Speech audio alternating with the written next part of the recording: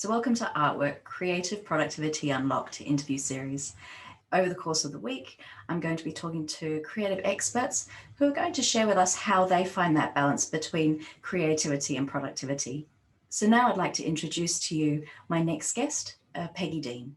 Peggy lives and works in Portland, Oregon. She's a best-selling author of The Ultimate Brush Lettering Guide, Botanical Line Drawing, and Peggy Dean's Guide to Natural Drawing and Watercolor, and is a nationally recognized freelance artist with worldwide publications as a platform artist.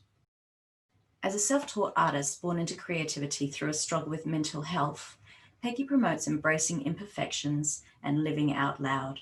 She has a soft spot for ensuring that anyone with a passion feels empowered to be able to create. So welcome, Peggy. Thank you so much for being here. Thank you for having me. You live out loud, and it's just so apparent how you just are who you are, and there's something amazing in that. There's something really powerful in that. So I want to dive into that. But I also wanted to start off with how it all began for you. Have you always been creative? And you did mention that your creativity was born out of a struggle. I'd love to hear more about that. Mm-hmm. Yeah, it's one of the best things for me to talk about because I know so many people can relate to having life happen. So, okay, two-part answer to two-part question. I have always been creative, loved it, and whether I was good at it or not, it didn't matter to me. I just loved doing it. So, that included, gosh, and I scrapbooked for years and years. It got expensive because they end up, anyway. But yeah, I mean, acrylic painting, I did that a lot. And just like miscellaneous random projects that I could find or, to do. But when it came down to like a craft or a skill of some kind, that wasn't until a lot later because I didn't have a reason to focus on it necessarily. I just liked the outlet.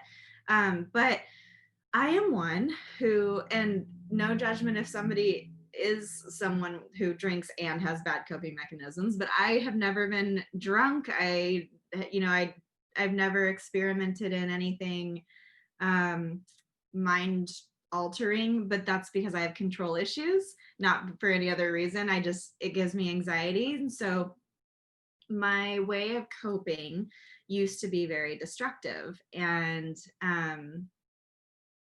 I think that, with insecurities in life comes different ways of self-preservation. And some people turn inward and they freeze up or they drink to loosen up, whatever it is. I did the opposite and I was like a tyrant and I would turn like I was either an extrovert, and maybe it wasn't a tyrant on the outside, but in my body, it felt like I was being overcome with just like, let's be crazy, and when, so basically like that's part of my extroversion. But when it came to coping with things that were negative for me, it was more of like, gosh, I was rejected in this one area of my life. Now let's try to demolish everything else in my life so that it can't get demolished and hurt me first. So I'm in control of it, and so that's kind of that it was helpful when I was in my late teens and maybe early 20s, but I got into my mid to late 20s and I got married and I got fired from a job, and it didn't go well when I realized that, whoa, I haven't used those coping mechanisms in a while. And when I try to do it, this is actually going to cause a lot of damage. And so I guess I didn't have the tools. I hadn't learned the right tools because I'd been stuck in this self-preservation mode for so long. And nobody corrected it, So I'm very blessed to have my wife who challenged me in the sense of like, hey, let's think about this behavior and how it's not serving you anymore, basically. And so I was able to sit within a very uncomfortable feeling, something I didn't like at all. And, nobody likes rejection. It's a trigger. Like, it's especially triggering for me, but I know it's a trigger for everyone. but I sat with it and it felt gross. But then like, I go stir crazy. I can't just sit with anything. And so I had to somehow like channel all of that weird energy I had. And so I visited my bookshelf and I found like these really cheap watercolors.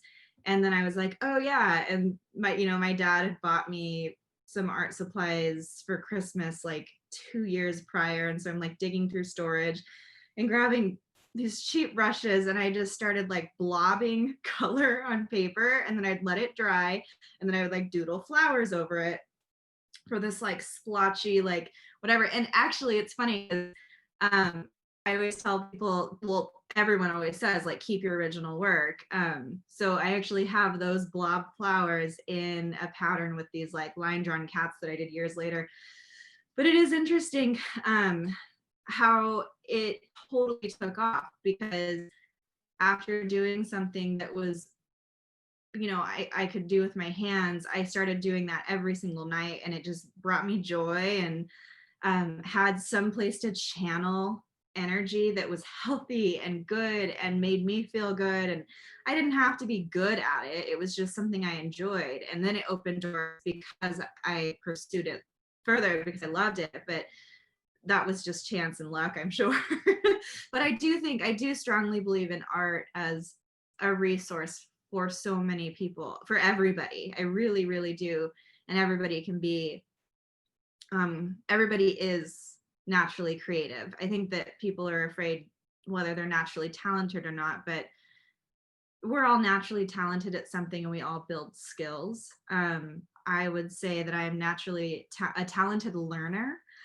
Maybe not a talented artist right away, but I'm a talented learner and can gain skills. So anyway, that's my nutshell of how everything kind of kicked off. It's so interesting to hear that you turned up every day for yourself.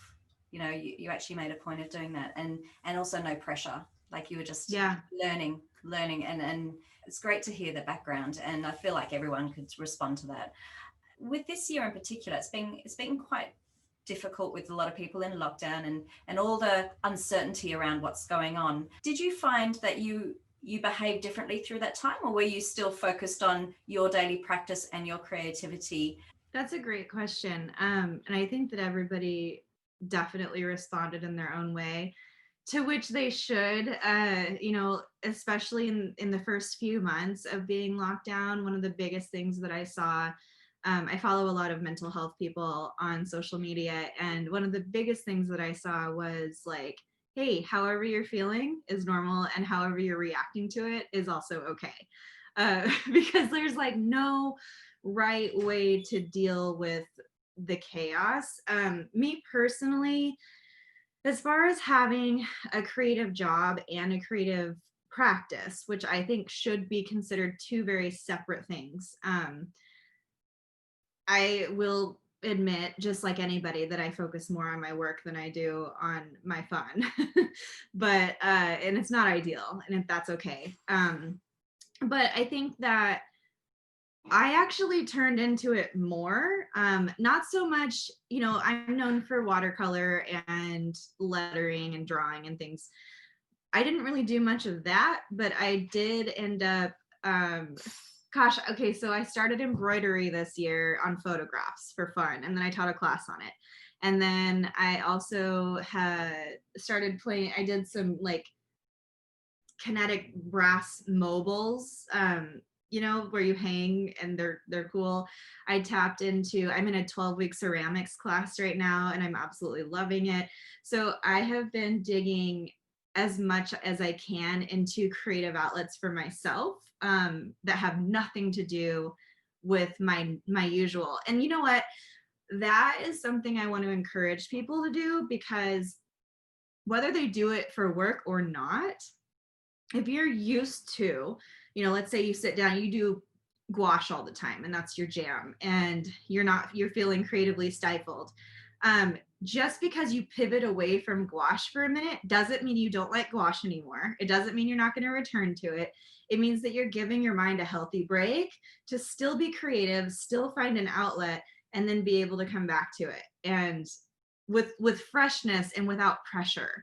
because that's one of the big things is like, we might feel a creative necessity in us to respond to stress or something in that way, but what we're missing is that like it doesn't have to be we sit down, we feel inspired by what we always do, because chances are you're not going to, especially under a tremendous amount of stress. You have pressure on so many levels there. Like, what should I paint? What should I create? Is my work going to look any good right now? And it might look totally different than it normally does because we're in a very different mindset. So that's okay, A, but B, I just don't think you should like feel the pressure of having to stay in that lane right now. You know what I mean? It's a weird spot, but that's how I've just kind of been going all these different places and enjoying myself. I love that idea. And I'm actually going to, I've taken up pottery as well, funny enough. And Yeah. I'm doing my class tonight. I'm turning up at like 8 o'clock to do the final glaze. And I'm so excited. Yay. It's totally different to what I normally do. So I love the idea that you've been playing with other things that some people think, oh, this isn't really my brand. This isn't really what I do. How is it going to be perceived by other people? It seems like you just do what you need to do. And I love that way that you move through. Yeah, life. I know it's easier said than done, but I think that, oh gosh, I wish that it made sense when I say out loud that I have a creative job and a creative practice and they don't blend. I wish so badly that resonated because, you know, I think that, okay, so for somebody who's an educator, when I create and share that and then go through my process, and this isn't for every educator, but for me, that's creating content that's not creating for me. And so when I hear all of these people who just love being creative and then they're like, well, you know, they ask me questions about, well, how, you know, I don't want to share this on social media yet or whatever. What is your bottom line for sharing on social media? Like it's got to be for you from beginning to end, you know, and if you choose to share it later, that's awesome. But if you don't, that's also awesome because it's about the process and it's about your journey. So I know it's hard to find time. And if I can find time, okay, that's not totally true. I don't have kids, but for people who don't have kids and can't find the time, if I can find time, yeah. I love that. And I wanted to ask you a little bit more about your actual productivity. Well, probably more about your career. It feels to me like your career organically grew, and it feels like maybe it's not, but it comes across as effortless and very much a part of who you are. Did you go into teaching online with a real strong goal to teach online, or did it just sort of accidentally happen and you just went with it? You know, this is where I think that I know everyone's different, and I know I'm an achiever and a go-getter and a hustler and all those things. Like, I know that's my personality, is to dive in head first. However, it was very much organic because this is how this happened on a timeline. So I started painting, as we know, we covered, and I kept seeing this like really beautiful, like whimsical, bouncy calligraphy. I was like, I want to do that. And so I came home one day and I'm like Googling the heck out of it, and I couldn't find anything, like nothing. And when I did, it was like missing like the fundamental steps of how to form a structure and then break the rules. It was more of just like, and you do your A's like this. I'm like, that's not anything. So I was Googling, and when I was Googling this, you know, you find these random things that come up that are like suggested for you kind of things. And Skillshare came up, and I found this class, and it had nothing to do with calligraphy.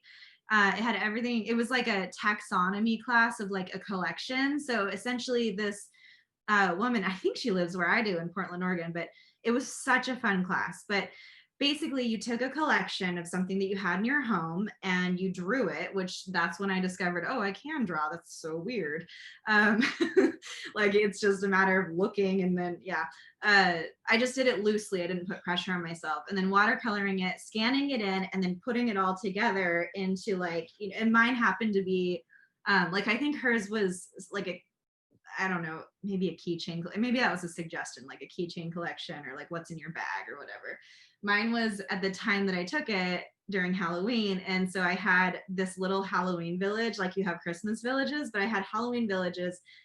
And so I drew every house that like the haunted house or haunted church or haunted whatever, and the little characters, and drew them all individually. And it was so fun.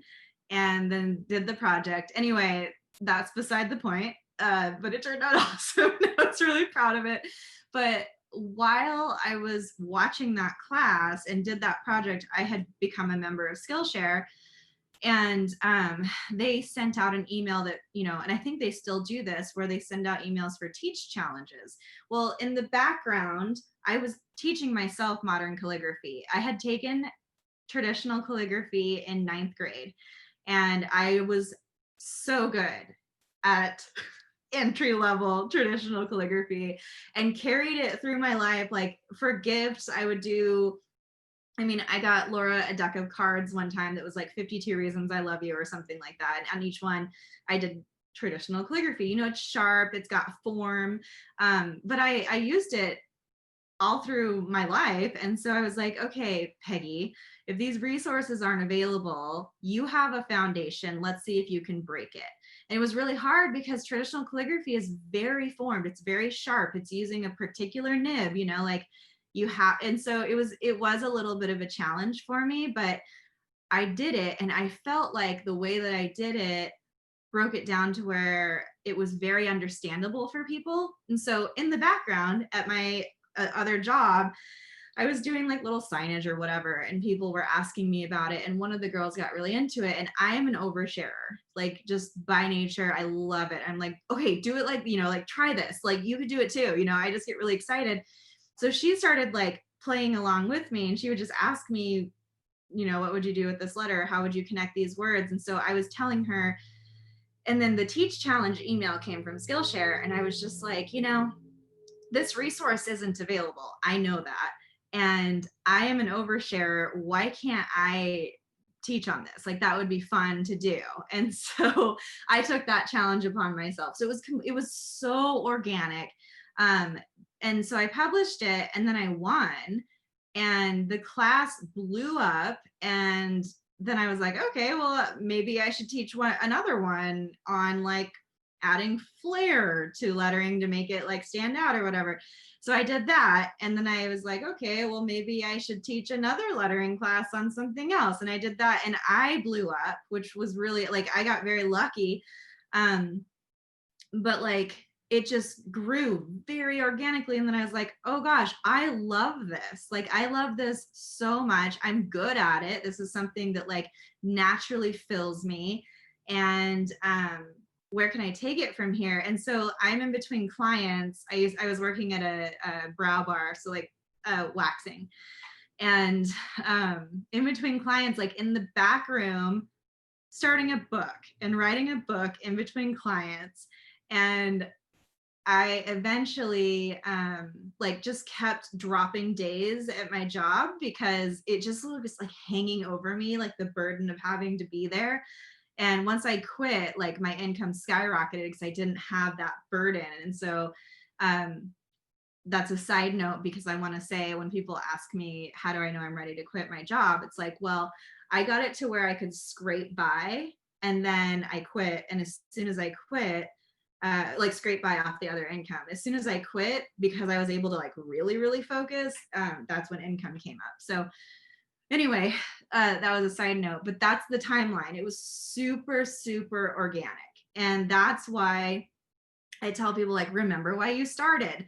Don't get all this pressure from social media. Did you see any social media in between here and there? Did I talk about it? No, because it had very little to do with my actual organic growth. It, you know, my organic growth lived where I hung out.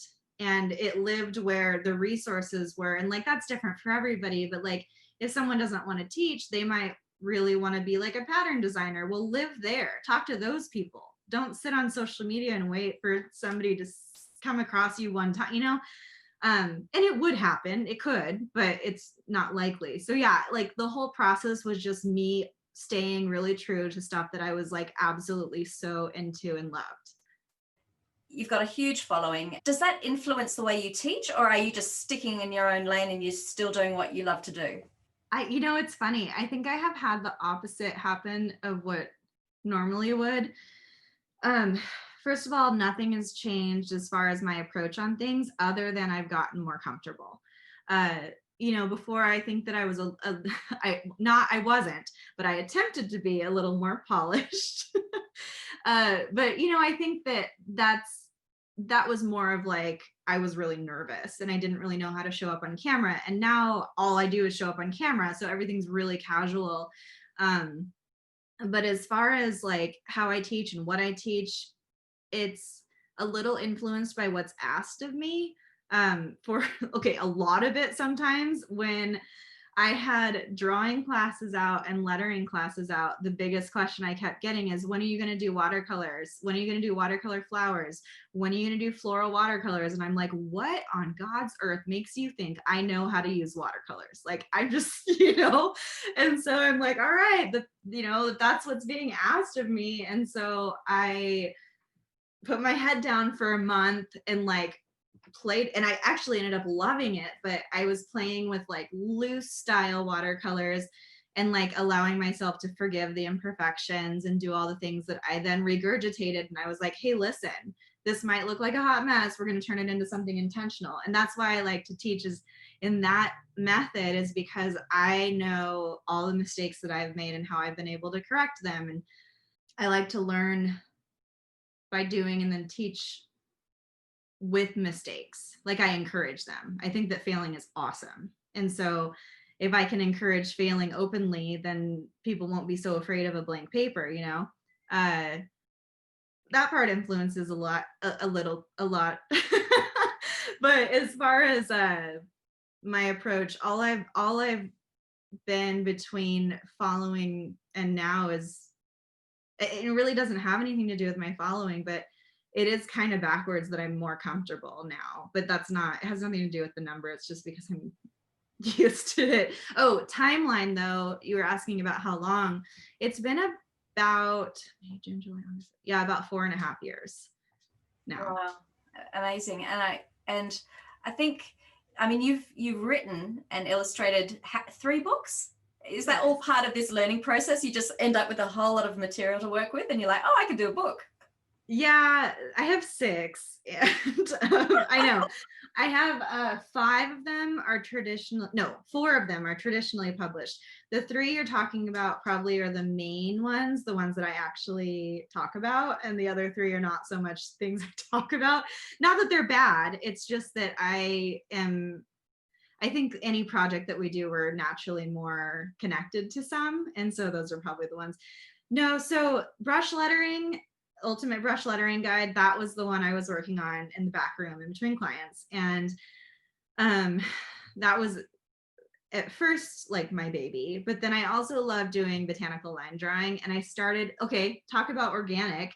I started teaching, I loved it. And I started doing these like random step-by-steps of flowers that were so easy. It was just like draw a line, step 2, draw another line, you know, stuff like that. And they were getting the most engagement on my Instagram. And I had grown my Instagram organically through other channels. And so that's where I'm like, don't grow your Instagram from Instagram, grow your Instagram from other places. And so that's how, like, you know, Skillshare people found me on Instagram and other places. But yeah, anyway, I was posting those types of things and getting the most engagement by like 4 times the engagement on just these simple step-by-step drawings. And I'm like, I'm doing these all the time. Like, I should just make a book of these. Like, why didn't, you know, duh. And so I did. And that's become like my best-selling book out of all of them. And it still sells just as well. And it's because it's accessible. It doesn't have words, no structure. It's just easy for anybody to do. And it starts really, really, really simple and then gets a little more involved. But the nice thing is it's basically breaking down how you can make something more elaborate off of very, very simple shapes. That was an organic thing. And then I did a cacti and succulent version, which is self-published still. And that was, that's a really fun one. I think the reason I don't talk about that one as much is because I'm not as connected to cacti and succulents as a lot of people. I know it's a thing, but it's not mine. Then, what came after that? Nature drawing? No, in the middle of that was lettering in the whimsical woodlands. And that one is more of like, it's a really good comprehensive lettering book for sure. It just has like an underlying woodland theme, which is really fun, but I'm not super keen on the design, things like that. It's a really good book. And then nature drawing and watercolor, that book is like, that's the most, not most recent, but most recent. And that one was like my baby. That was the one that I worked from the very beginning to end with a publisher, an editor, and the whole team. And I'm horrible to work with. I'm just going to put it out there. Like, I'm so like details and I have a control stuff. I'm nice, but I'm also like, well, I don't want to do that because, so I just want to again emphasize that I would rather do it this way. And like, I know afterwards my editor was like, so you're the hardest working author I have ever worked with. And I'm like, yeah, I know that's not a compliment, Ashley, but I appreciate you. We got very close very fast. But okay, so the lettering one happened. I was approached to do that after my first two books. Botanical line drawing and cacti and succulent, as we know, those two were organic. Nature drawing and watercolor was a book when 10 Speed, which was under the umbrella of Penguin Random House, even though it says Watson Guptill on my books, all those things are connected, by the way. They approached me for that new book, Nature Drawing and Watercoloring Color, along with my first two books. They wanted to publish them because I had self-published. Oh, fun fact, why did I self-publish? You might be asking yourself out loud or to a friend. It's because I was rejected. And so because I had already done such a good job changing my coping mechanisms, when I got no after no after no from people, I said, fine, I don't need you, and I'm going to do this myself. And so I dug and did so much research on self-publishing and came up short and felt, like quality wasn't where I wanted to. Like, there were so many things that were out of my control, but the point of what I wanted was that I got material out there that I wanted to get out there, and people still loved it. And so that was really empowering. And then, of course, right afterwards, in the first month, a bunch of those publishers came running back and they were like, we'd love to take on your book. And I'm like, did you forget our conversation 6 months ago? Because I didn't, and I'm good. I see the numbers too, but you're cute. So basically, then 2 years later, Penguin Random House was like my dream publisher, and they didn't take unsolicited submissions, and so I couldn't pitch to them. So when they came to me and they were like, hey, we'd love to take on your first two books and do a new project, I was like, okay, yeah. So that's kind of the storyline of how all that happened organically. Nature drawing and watercolor was the only one that I was like, okay, we're going to do a book, let's think about the content. That didn't happen just like, oh, naturally. The book after that is also self-published. It's animal line drawing. And that was just a follow-up because a lot of people had asked at some point, let's do animals, let's do insects, let's do stuff like that. And I'm like, I can't do that very well, but I'll try, and so, but I got better over the years, and I was like, okay, we can do an animal line drawing now. And I had kind of sampled it in lettering in the whimsical woodlands, and I'm like, okay, I can draw animals, like, let's do this. And then I made it. So I explained all of that because I thought that I have never shared that timeline before, but I think it's relevant in the sense of all of this did happen organically, and that's how. And so basically it's like it comes right back to doing what you love because it's what you love, and allowing that to take you naturally to where you belong. And when you don't force it, and when you don't have pressure to do what you think you need to do because you see somebody else doing it, it will happen for you, and it will be where you belong, especially for someone who is like a self-starter. And I know it's hard because there's so much self-confidence that needs to kind of be forced. But the thing is, like, who's saying that people are artists when that totally lies within you? You know, like, you can look at anybody's work and it's all something is it subjective? It is. Yeah. And so I think that everybody is their own determining factor on whether their work is good enough. I mean, yeah, there's something to say about skill level, but if you're starting to think of yourself as like, am I an artist, then you probably like are good to claim that you have confidence in what you do. So own that 100%, because somebody's going to love what you do. I'm not a master of any of the things that I do.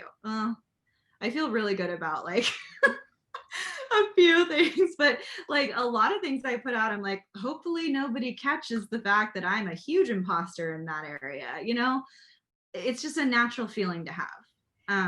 And I think that like that's okay, because we're all always evolving as artists. Have you always been confident? Like, I remember I had to illustrate 3 picture books before I was brave enough to call myself a picture book illustrator. I think I just lack confidence. Did you have to work on the confidence, or were you just born with it? No, I mean, I'm born with it as a coping mechanism, but when it comes to like what's really going on inside, it was, it's something that you have to trust. Like, if somebody is coming to you for something, there's a reason why, whether you think that you're good enough for it or not. That alone is awesome. It's definitely something that you get a lot more comfortable with the more you do projects, as you know.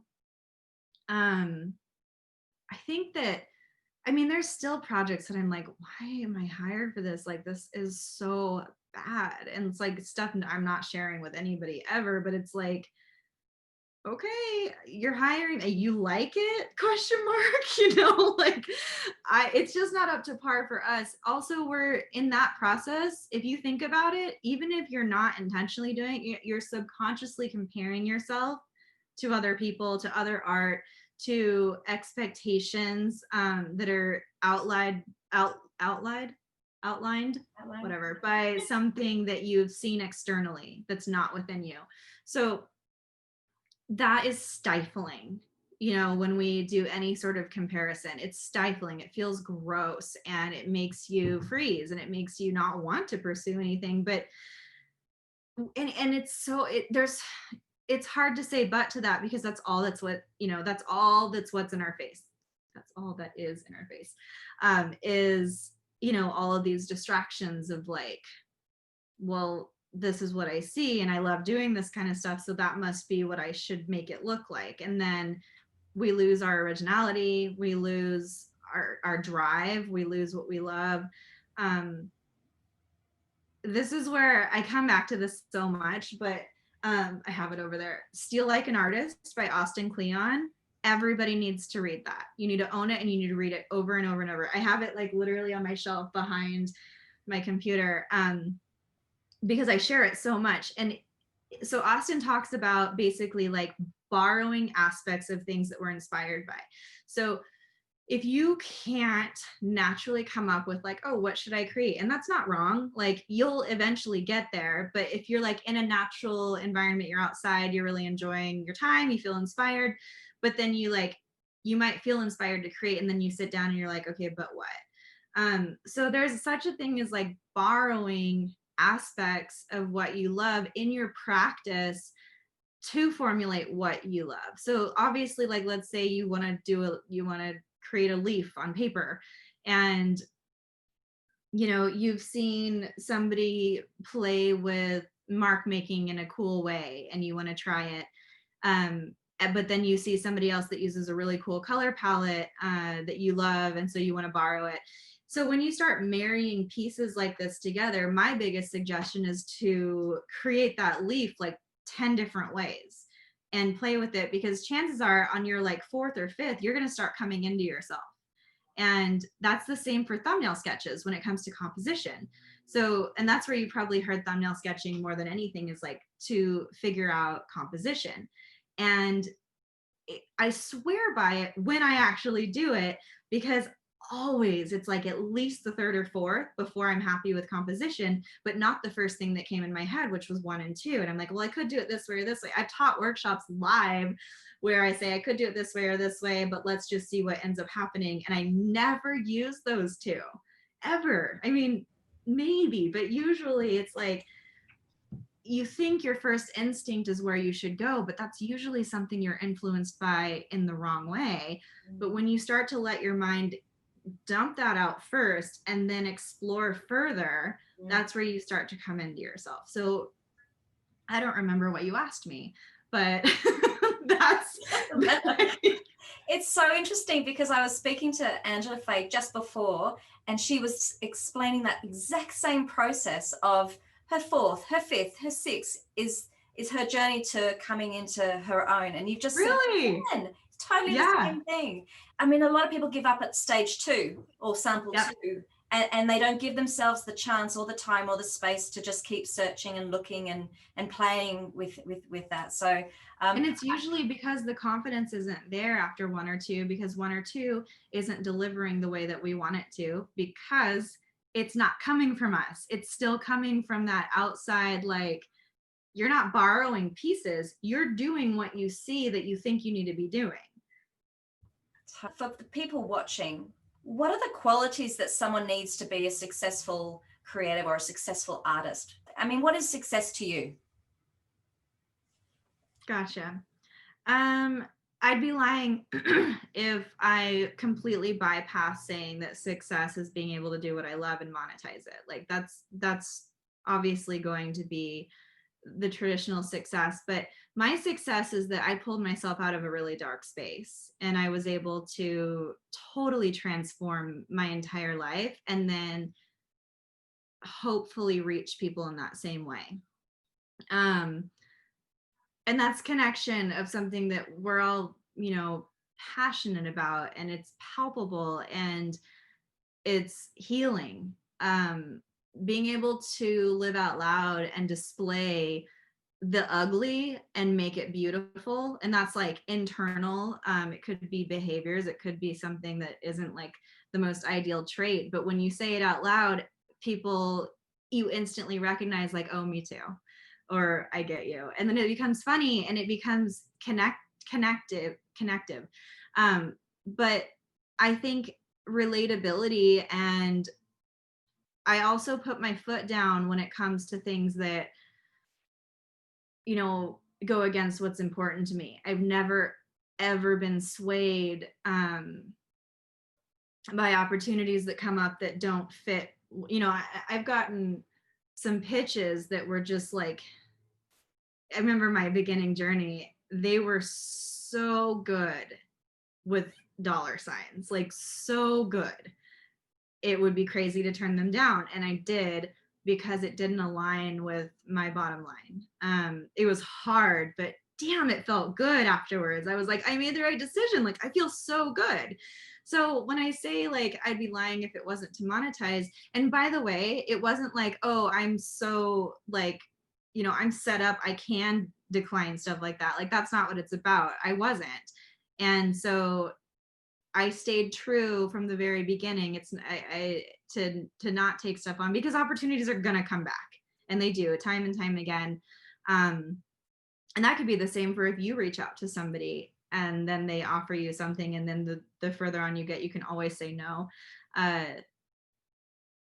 It doesn't feel good at first. You think you have to say yes to everything, but people are asked like, what is it that you wish you would have done sooner, and sometimes the answer is, oh, I wish I would have learned to say no. That's something that I took to heart, learned like hearing, And so I sampled it early on and I was like, oh no is really good. No is really good for our sanity and, like also our morals. But yeah, authenticity is huge. I think that without it, like, what are we doing? What are we trying to prove? Like, does it feel good to to steer a direction that doesn't feel true to us? But, it doesn't feel good. When our journey's born, I know so many people's journeys and the creative process is born from a mental health space.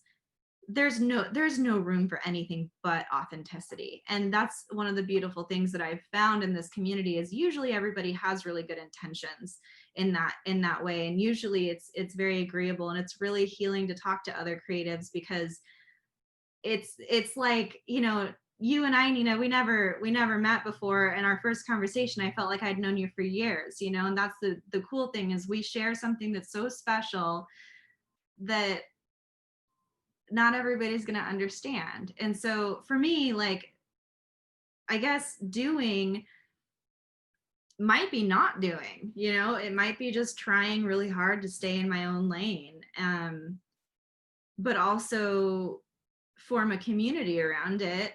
When it comes to success, though, I feel like it's a fine segue anyway, because it's like, okay, Peggy, that's great. Like, do what you love to do and let it happen organically. But like, there is a lot of reaching out that you have to do, like once you get to a point, there's a lot of it, and you have to force yourself to press send on emails a lot of times. So there's like digging and doing researching and accepting the fact that you want to wear a million hats, and that, not everything is fluffy and glorious if you want to find like success as an artist in a career sense. But it's also rewarding. The thing that I regret the most is not having help before I did. It was waiting as long as I did. You and I were talking about this when we first talked. Was not delegating sooner. And I actually was talking to somebody in my membership, the Flock. We were doing one of our live chats, and she had mentioned to me that she started an email list and a newsletter, and she actually hired out just for the newsletter that's like every week that it goes out or something. And she's like, it's $80 a month to have this person help me, and it's the best $80 I ever spent. And it's just because like she's not too busy to do it. It's just that it gives her anxiety, like she feels pressure from it. It takes away, it weighs on her. It takes away from her process of like what she actually wants to do. And I get that, because it looms over you. And so like you neglect everything, not just that thing, but you neglect everything.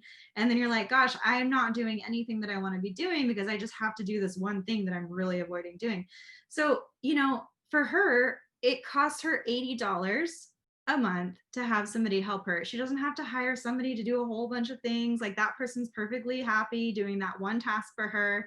And it's just changed everything. So it was such a good example in our chat. And I was just like, yes, because you don't have to delegate everything, but having support. And that could mean a family member, Nina. It could be, we were talking about this. Her daughter really wants to help her as well. But, it could be a family. It could be somebody, a friend. It could be outsourcing a VA online. Like, even if you don't do this as a career, if you're able to find help, even if that means like, let's say you are a painter and you need to prep all of your canvases with whatever it is you prep them with, whatever. Or yeah, let's say you stretch canvases and you need all that done before you can start painting. Who says that you can't delegate the stretching? Like that doesn't have to cost a ton of money, but it's something that takes care of that step so that you can do what you love doing the most. It's a mindset enough to have to separate time and clear off a space to sit down and have a creative practice. So when you have prep work of any kind, if you have anything like that, that mindset, knowing that you have to prepare, is going to make it so you don't do it.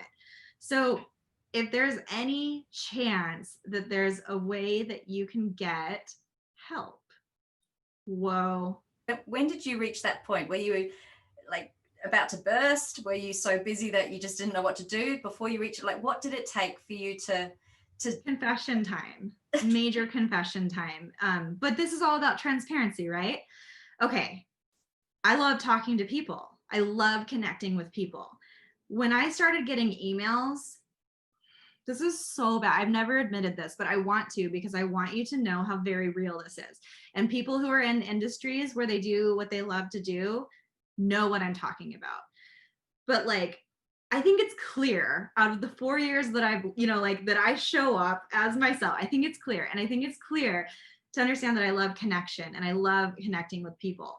But when I started getting frustrated with my inbox, and people would, because it was growing so much, because I had so much going on, and it was a simple email of somebody saying something kind to me, when I felt frustration from that, because I knew that I needed to channel and switch mindsets from business mode into connection mode, it was like, when that became a chore, I was like, this is not okay. Why am I feeling this way? Like, this is why I like to do what I do. Why do I feel frustrated by this? Like, what can I, what's the deal? And so I started kind of paying more attention and being more mindful to things that were stressing me out. So packaging orders, because I have my own line of paintbrushes and pens, and I love that. And I love that I can provide that. And I used to love it. I used to spend so much time packaging orders and like making them all cute. That's not the case anymore. But I also don't do it myself anymore for multiple reasons. One, it was stressing me out. Two, even when I have time to do it now, someone listening to this has probably ordered from me and gotten the wrong thing. And that's because of me, because I inevitably, no matter how much I check, send the wrong thing out, because my mind is not, like, I can't focus solely on that because I have so much going on at all times. Even when I like totally clear my mind, check an order, get it together, check it again, package it, I inevitably send something wrong, and like the wrong item, and it's not good for anybody. But just like, that was one thing. Or I mean, emails, just to be clear, I get upwards at least 100 a day, averaging in the two. It's a lot. And so now I have a team, and I'm able to just point them in different directions. Some of them filter automatically over to them, and that is so helpful.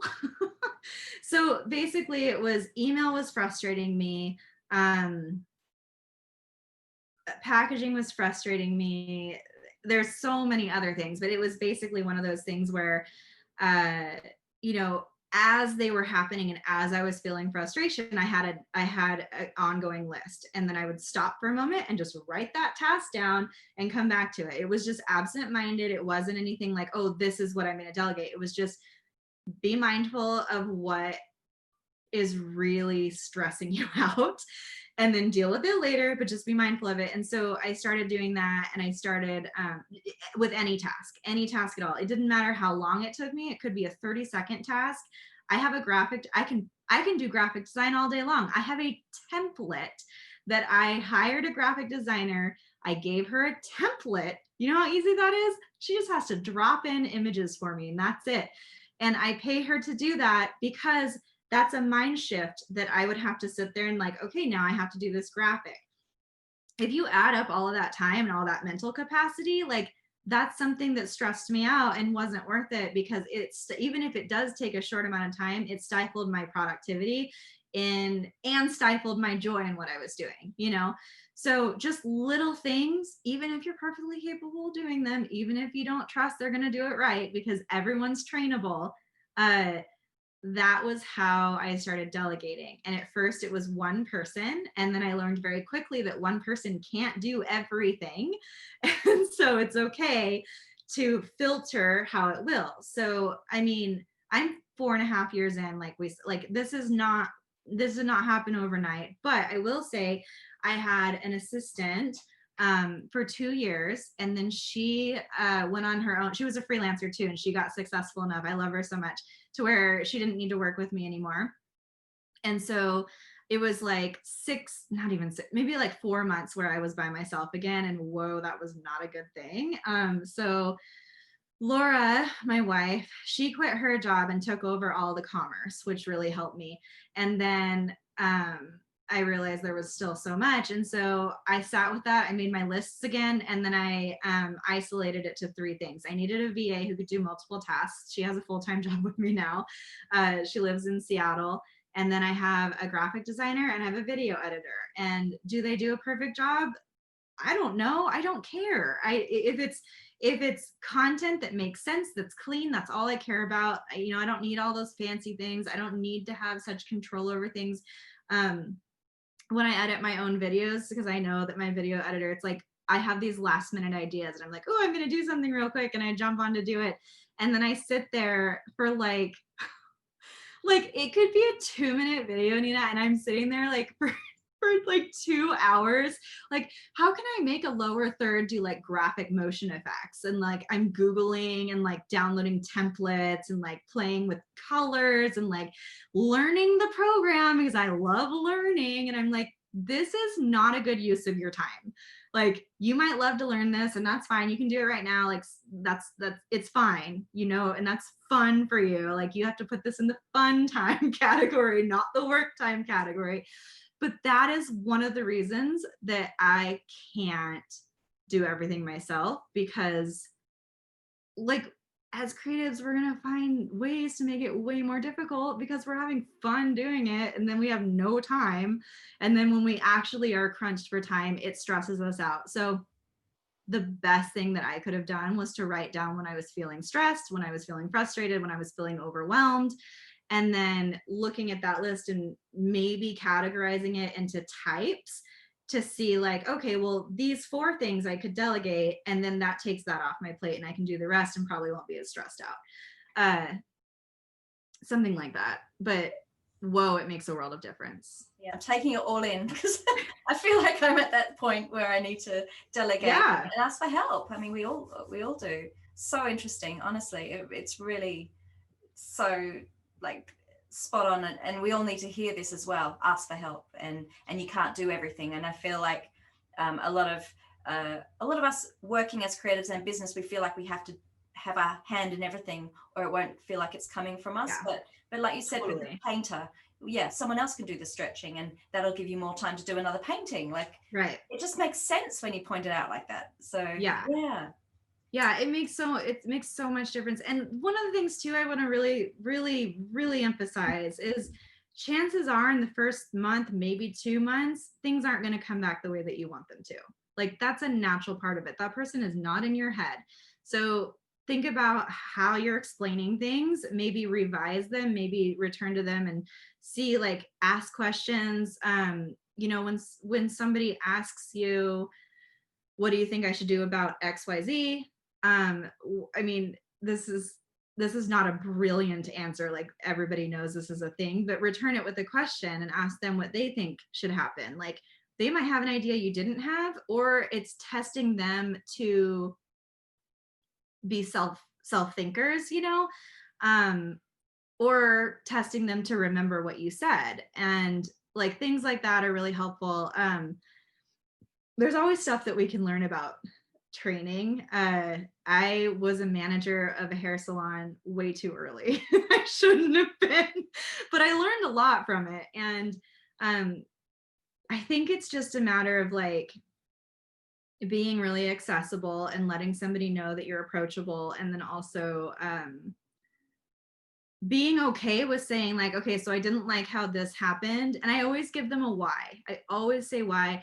And then I always turn things around into okay, maybe we could try it this way because this is an opportunity too. And I'll make fun of myself with how much I say this is an opportunity. And I'm like, ooh, opportunity, because I want them to think creatively and outside the box too. I don't want them to just do, bare minimum stuff, unless that's all I need them for, So it's possible, it's doable. Just know that in the first couple months, it's like you have to devote a lot of time into helping. It's building your structure. So you have to do your best work alongside them and be really, really thorough. Given the year that we've had, what advice would you give the listeners who want to start something creative, or maybe they want to start a business? What advice would you give them to be successful in their creativity moving into next year? I think that tapping into the right resources is really helpful. Um, right now we're in a really strange place, so we might be desperate for inspiration but not naturally feel it. So that's like your creativity screaming at you like, hey, I'm kind of inspired but I don't know by what, and I need you to help me with that. And so like that's why I am in this program that I'm in, ceramics, or like that's why I might find a mentor. I'm seeing a therapist right now that's helping me through my own personal stuff. Just an FYI, it's grief from the loss of my mom. But having an outlet of some kind. Mentors are awesome. They're awesome. They help keep you on track. Sorry to hear about your mom. And Thank you. Yeah. Was she a big part of your life and inspiration? When I was younger, yes. She got sicker and sicker, and it was harder for me to show up. And I think that a lot of my resistance, you probably sense it just in my quick shift of how I'm going to answer this, but a lot of my resistance is tied to my mom. Like it's because she was sick, for my whole life, and just watching her deteriorate was really hard. So I'm trying to normalize grief. I'm talking about it a lot on my platform. I'm connecting with people. It's incredible to hear how many people are along the same path, like almost like seriously the same, in fact, some where their parent had MS, they lost them at the same time, they had it for the same amount of time. Like it's crazy. But then other people who are experiencing something similar. So I mean, this is just real life. Like it should be okay to normalize grief. I had a brother who died when I was 18, and then the year later, my stepbrother died. So I had a lot of grief at that time, but it was also that darkness. That time was also when I reached and tapped into creativity. And I also made a real point to actually make the most out of my life and share and be generous and follow that creative path. So I feel like, I mean, you're doing that, and I feel like you talked about how you turned this negative thing into a really positive thing for your life and your business. And I feel like that resilience that you have and that bouncing back is just something that is really obvious in what you do and how you share and how you're so open with your community about everything. So yeah, if people have had a struggle this year, there is a way out, and you're showing that. Change the language. Because and it's only because I'm like so deep in therapy and reading right now. And I think it's okay to say that it's not turning it into a positive and it's not a way out. It's a way through. So there might not be an out when there's a through, but it's more so of just like it's the acceptance of like life is going to be different now, and it doesn't change who we are. It's like, I'm sorry to hear about your brothers. It's one of those things where when you're in the club, you understand.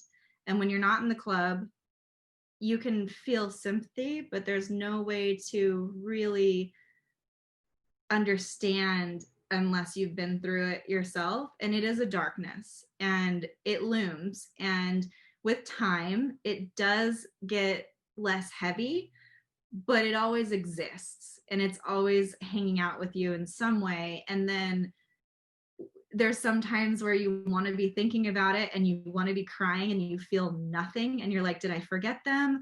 Do I still care about them? Like, what is happening here? Like, that's the biggest fear, is like not feeling about it anymore.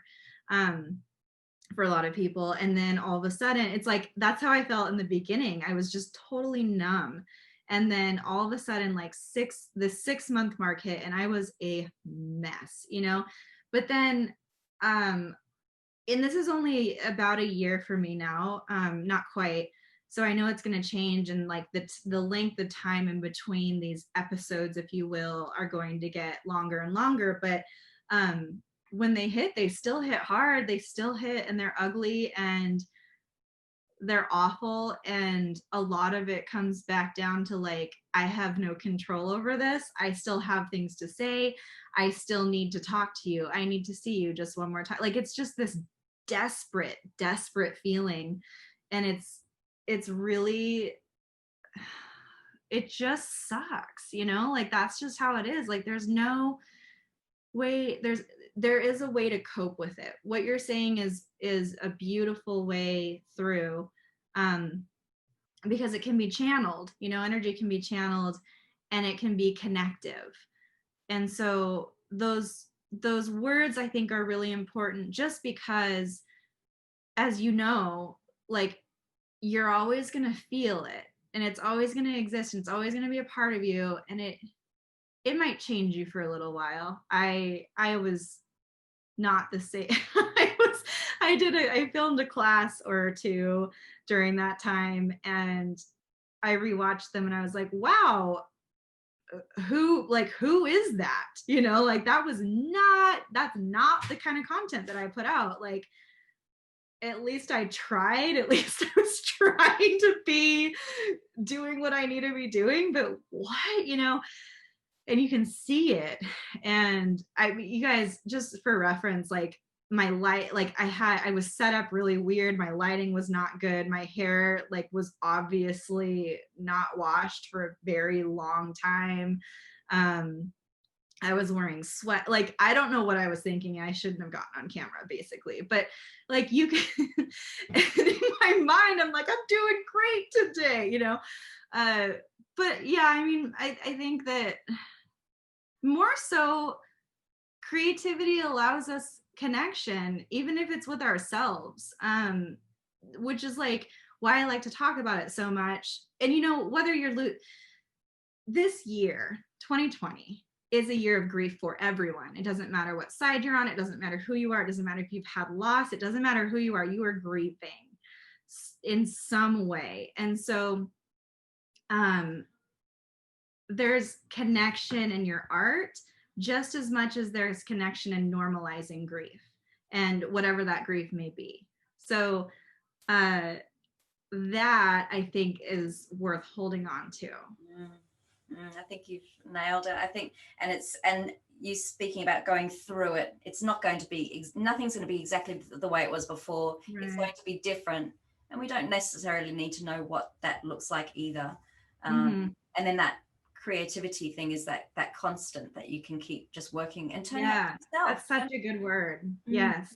So we're coming to the end of our time. Your gift is a creative habit book.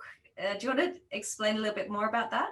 Yeah, so it's just a quick ebook. It's not necessarily a book, but it's a quick ebook, and it covers just like my 6 creative habits that increase success. And that could be, you know, personal success. It could be career success. They're loose terms, but they are things that I think are really important to constantly remember. At the end, they're all bullet pointed on one page, so that could be printed and hung somewhere where you source inspiration, as reminders, because I'm a big visual person. I think a lot of us are. So having something up there that's reminding us all the time to tap into those avenues is really important. So that is, in a nutshell, 6 creative habits that increase success. So good. And it's been such a pleasure to have you here, and just to dive into who you are and how you got started, and just to understand where you come from. It's so inspiring. And thank you so much, Peggy, for being here. Thank you so much. And thank you for being vulnerable too. I think this community really needs more of that. So thanks for having me, and thanks for letting me be so open.